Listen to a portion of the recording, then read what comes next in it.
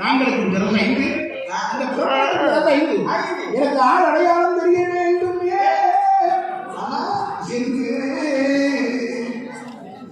ஆண்டவன் சிவபெருமான் இடத்திலே பார்த்தியா பெறக்கூடிய உடனே ஆங்கார கோபம் உண்டான்.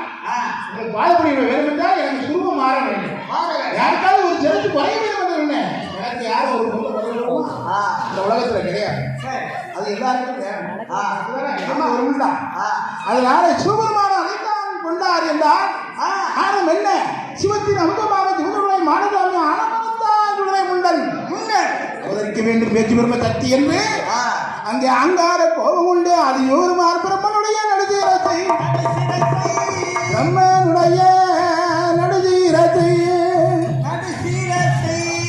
நடுசீரத்தை